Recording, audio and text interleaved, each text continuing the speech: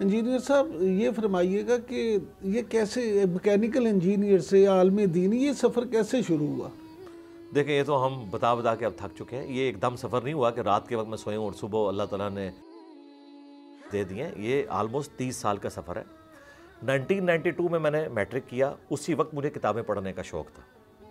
اس کے بعد F S C کی, پھر انجینئرنگ یونیورسٹی میں الحمدللہ اگر تعلیم کے میدان میں پوزیشن ہولڈرز میں تھا, ٹاپ 10 میں ہوتا تھا, تو میں دین بھی پیرلل میں تعلیم حاصل کرتا رہتا تھا. علماء کے پاس بیٹھنا, ان کی کتابیں پڑھنا. اور اردو زبان تو اتنی رچ ہو چکی ہے کہ عربی کا نالج سب سے زیادہ اگر دنیا کسی یعنی زبان میں ٹرانسفر ہوا ہے تو وہ اردو زبان ہے.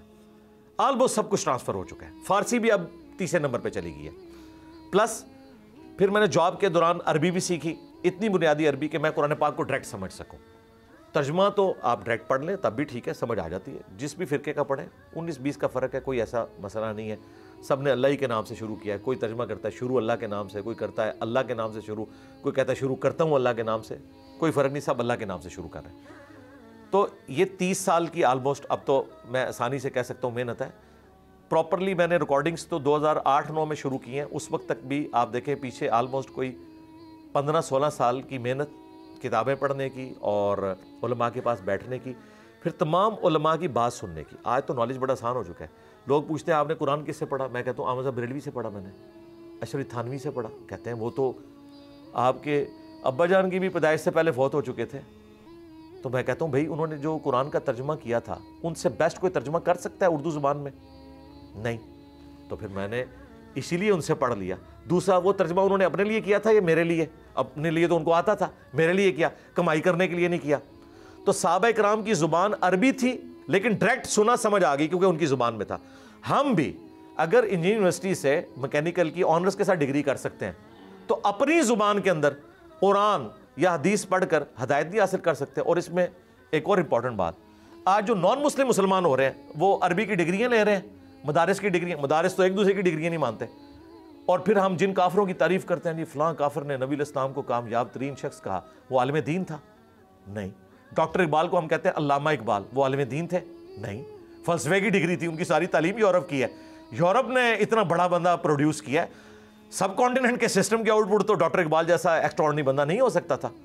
تو نالج جو بھی حاصل کرے گا وہ جب لوگوں تک کنوے کرتا ہے تو پتہ چل جاتا ہے. ہم جو کچھ کنوے کر رہے ہیں الحمدللہ, میں ایک ایک ریفرنس دیتا ہوں قرآن سے, بخاری سے, مسلم سے. میں نے اس کے اوپر محنت کی ہے. اگر وہ ریفرنس غلط نکلے آپ مجھے پکڑ لیں اور میری اصلاح کریں, میں انشاءاللہ کروں گا. اگر ایک پرائمری اسکول کا بچہ بھی کہتا ہے نا کہ سورۃ البقرہ کی آیت نمبر 279 میں لکھا ہے کہ سود کھانے والے کے خلاف اللہ اور اس کے رسول کا اعلان جنگ ہے, تو اس بچے کی ڈگری ہونا ضروری نہیں ہے. سورۃ البقرہ کی آیت نمبر 279 اپنی جگہ موجود ہے. اگر میں کہوں تیرے پاس ڈگری نہیں, میں آیت نہیں مانوں گا, میں کافر ہو جاؤں گا. ہم بھی یہی کر رہے ہیں. اور ڈگری رسول اللہ نے ہمیں دی, بلغوا عنی ولو آیا, صحیح بخاری, پہنچا دو میری طرف سے خواہ ایک آیت ہی تمہیں آتی ہو. حتیٰ کہ صحیح بخاری میں حدیث ہے, شیطان نے انسانی شکل میں آ کے آیت الکرسی کا وظیفہ دیا حضرت ابو ہریرہ کو. نبی اسلام نے فرمایا 3 دنوں سے یہ شیطان انسانی شکل میں آ رہا تھا, لیکن بات سچی کی ہے اس نے کہ جو آیت الکرسی پڑھ کے سوئے صبح تک ایک فرشتہ اس کی حفاظت کے اوپر مامور ہوتا ہے. یہ سارے وہ دلائل ہیں جو یہ بتا رہے ہیں کہ ہر شخص کا کام ہے علم دین حاصل کرنا, ہر مرد و عورت کے اوپر فرض ہے. عالم دین بننا نہیں, علم دین جتنا آپ کو آتا ہے. سائنس کا علم آتا ہے تو سائنس سے متعلق آیات آپ لوگوں تک کنوے کریں. وضو کا پتہ ہے, وضو 100% تو مفتی بھی عالم دین نہیں ہو سکتا. وہ بھی دیکھیں, اب جب اس طرح کے سائنٹیفک ایشو آتے ہیں تو سائنسدانوں کی طرف آتے ہیں تو ہم کیا کہیں گے ان کی مفتی کی ڈگری کینسل ہوگی؟ نہیں, اس فیلڈ میں وہ اہل الذکر نہیں تھے. فاسألوا اہل الذکر ان کنتم لا تعلمون, اگر تمہیں علم نہیں تو ان سے پوچھ لو جن کے پاس علم ہے. اچھا سر, یہ فرمائیے گا کہ ہمارے ہاں عام طور پہ دیکھا گیا کہ 30 دن کے اگر روزے ہوئے یا 29 دن کے تو پورا مہینہ جو ہے وہ تو بڑی عبادت کی. جیسے عید کا چاند نظر آیا تو سب بھاگ گئے اور میلے ٹھیلے اور اس طرح سے ساری. تو چاند رات کی فضیلت کیا ہے, اس پہ ذرا روشنی ڈالیں. لیلۃ الجائزہ اسے کہتے ہیں, لیلۃ الجائزہ. اس پہ روایتیں تو ہیں, مضبوط کوئی نہیں ہے, لیکن اس اعتبار سے تو دیکھیں جو رمضان کی آخری گھڑیاں ہیں وہ تو مزدوری کے اگینسٹ آپ کو اللہ تعالیٰ کی طرف سے انعام ملنے والا ہے عید والے دن. وہ تو اپنی جگہ اس کی فضیلت ہے, پورے رمضان میں بخشش کا معاملہ ہے. عید کے موقع کے اوپر چاند رات میں آپ کے اوپر امتحان آ جاتا ہے کہ اب آپ نے یہ جو 30 دن کی یا 29 دن کی پریکٹس کی تھی تو کیا تقویٰ گین کیا؟ بہت کم لوگ ہیں جو گین کرتے ہیں، لیکن یہ بھی دیکھنے میں ہے کہ کئی لوگ اعتکاف بیٹھتے ہیں اور بعد میں ان کی زندگی بدل جاتی ہے رمضان کی وجہ سے۔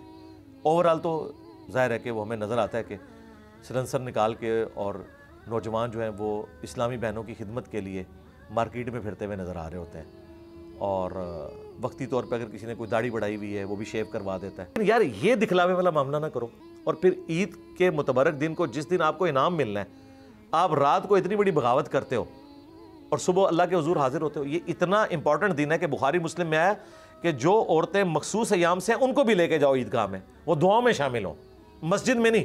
اگر مسجد میں عید ہو رہی ہے نا، پھر مسجد میں نہیں وہ آ سکتی، عیدگاہوں میں، سنت تو عیدگاہ میں، دعاؤں میں شامل ہوں، قبولیت کا وقت ہے۔ تو عید کے دن کو تو اللہ تعالیٰ سے عیدی وصول کرنی چاہیے کہ جو آپ نے محنت کی، اس کی بجائے آپ رات کو ہی سارا اپنا بیڑا غرق کر لیتے ہیں، تو اللہ سے ڈر جائیں۔ شیطان زبردستی گن پوائنٹ پہ کسی کو نہیں برے اعمال پہ لگاتا۔ لوگ کہتے ہیں شیطان نے کروایا، شیطان صرف دعوت دیتا ہے۔ سورہ ابراہیم کی آیت نمبر 22 ہے، قیامت والے دن شیطان منکر ہو جائے گا کہ میں نے تو کوئی تیرے اوپر زور چلایا ہی نہیں تھا، صرف دعوت دی تھی، دعوت تو موزن بھی دے رہا تھا، تو نے خود قبول کی، آج اپنی جان کو ملامت کر، مجھے نہ کر۔ تو شیطان تو صرف بلاتا ہے، ہم لوگ خود ہتے چڑھتے ہیں۔ اور اس کو میں پریکٹیکلی ثابت کرتا ہوں، اگر پاکستانی گورنمنٹ یہ اناؤنسمنٹ کرے کہ جو فجر کی نماز جماعت سے پڑھے گا $1000 اسے دیے جائیں گے، دنیا کے سارے شیاطین مل کے ایک بندے کی فجر نہیں چھڑوا سکتے، کیونکہ دنیا نقد ہے، آخرت ادھار ہے۔ آنا ڈالتا ہے، شیطان صرف بلاتا ہے۔ آج تک کسی کو مسجد کے باہر شیطان نہیں ملا کہ آج مسجد میں داخل نہیں ہونے دوں گا، کبھی ایسا نہیں ہوا۔ مؤذن بھی بلاتا ہے، شیطان بھی بلاتا ہے، یہ ہماری مرضی ہے کہ ہم کس کی بات سن لیتے ہیں، کس کی نہیں سنتے۔ ہمارے ہاں چاند کو لے کے ہر دفعہ بڑے مسائل ہوتے ہیں، وہ رمضان کا چاند ہو یا عید کا۔ اس پہ جدید دور کو مد نظر رکھتے ہوئے کیا آپ اسلامی احکامات کیا ہیں، ہم اس مسئلے کو کس طرح سے حل کر پاتے ہیں؟ مسئلہ ہے کوئی نہیں، اتنا جتنا بنا لیا انہوں نے۔ دیکھیں، جدید دور میں ایڈنگ ڈیوائس ہمارے پاس موجود ہے، ٹیلیسکوپ کی شکل میں دیکھ سکتے ہیں، سافٹ ویئرز ہیں جو آپ کو یہ بتا سکتے ہیں کہ چاند کی عمر کتنی ہوگی۔ اگر چاند کی عمر 16 گھنٹے سے بڑی ہو تو وہ آپ کو نظر آتا ہے۔ اس دفعہ تو ہم نے چاند واضح دیکھا ہے الحمدللہ۔ 30 کے بعد جو چاند آتا ہے وہ تھوڑی زیادہ دیر کے لیے بھی رہتا ہے اور تھوڑا سا بڑا بھی ہوتا ہے، نظر آیا ہے الحمدللہ جہرم شہر میں۔ یہ جھگڑا جو بنتا ہے وہ اس وجہ سے بنتا ہے کہ ہمارا یہاں پہ کوئی فرقہ وارانہ ایک اختلاف بھی تھا، جس کی وجہ سے کے پی میں ایک خاص مکتبہ فکر اور اس کا بھی ایک خاص جز وہ پیرلل میں اپنی ایک کمیٹی بنا لیتا تھا۔ بسا اوقات ہو سکتا ہے وہ ٹھیک بھی ہوں، اب تو کچھ عرصے سے پشاور میں ہی ہماری وہ کمیٹی بیٹھتی ہے۔ ریاست نے جو ادارہ بنایا ہوا ہے نا، رؤیت ہلال کمیٹی، آپ کا کام ہے اس کو فالو کرنا ہے۔ اور میں آپ کو بڑی ذمہ داری سے کہہ رہا ہوں کہ اس کمیٹی میں تمام فرقوں کے ذمہ دار اور پرہیزگار علماء بیٹھے ہوتے ہیں جنہیں اپنی آخرت کی فکر ہے۔ بڑے دکھ کی بات ہے، وہاں پہ سائن کر کے اٹھتے ہیں، باہر آ کے کہتے ہیں چاند نظر نہیں آیا تھا، حالانکہ نظر آیا ہوتا ہے۔ صرف اپنی پبلک کو بھی پیرلل میں لے کے چلنا ہوتا ہے، بڑی ذمہ داری سے یہ کام ہوتا ہے۔ بخاری مسلم میں حدیث ہے، نبی علیہ السلام نے کہا کہ چاند دیکھ کر ہی روزہ رکھو اور چاند کو دیکھ کر ہی روزہ رکھنا چھوڑ دو، یعنی عید کا معاملہ جو ہے۔ اور اگر مطلع ابر آلود ہو تو شعبان کی آپ 30 کی گنتی پوری کر لو، ٹھیک ہے۔ اب ایسی سچویشن آج کے دور میں اگر آ جائے کہ مطلع ابر آلود ہے، آپ سافٹ ویئر کے سہارے سے کیلکولیشن کر کے، جس طرح پاکستان GMT+5 ایک سٹینڈرڈ ٹائم زون میں لائی کرتا ہے، اگر جہلم میں چاند نظر آیا ہے، گجرات میں بادل ہیں، انڈرسٹوڈ ہے کہ وہاں بادل نہ ہوتے تو وہاں بھی چاند نظر آتا، یہ چیز تو اسٹیبلش ہو چکی ہے۔ میرا موقف یہ ہے قرآن و سنت کی روشنی میں کہ چاند دیکھنا ضروری ہے، کیونکہ نبی علیہ السلام نے اسے مشروع کیا۔ ہاں، ایک جگہ آپ نے چاند دیکھ لیا اور ٹائم زون وہی ہے سارا، باقی پہ اپلائی کرتے ہیں، یہ نہیں کہ ہر بندے نے اپنا علیحدہ دیکھنا ہے۔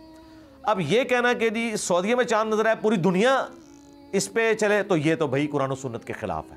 اس کے ثبوت میں آپ کو صحیح مسلم کی میں حدیث پیش کرتا ہوں۔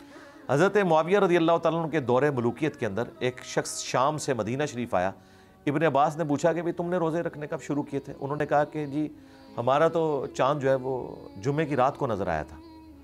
آپ نے کہا واللہ جمعے کی رات؟ ان کا جی اس طرح، ان کا ہم نے تو ہفتے کی رات کو چاند دیکھا ہے۔ یعنی مدینہ شریف میں ایک دن بعد روزے شروع ہوئے، شام میں ایک دن پہلے، کیونکہ وہ اس طرف ہے۔